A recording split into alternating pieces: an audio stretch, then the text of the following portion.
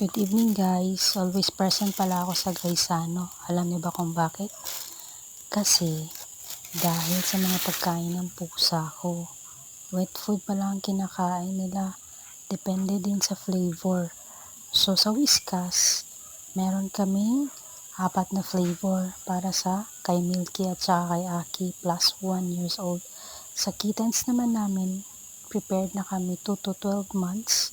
Bimili na kami para if ever kumain na sila after 2 months, pwede na silang kumain. Ito nga pala yun. Ang first is ang ocean fish. Paborito yan ni Aki Boy.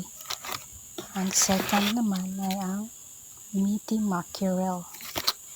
Ang third ay ang tuna color green. Next naman is yung light green ay ang tuna and white fish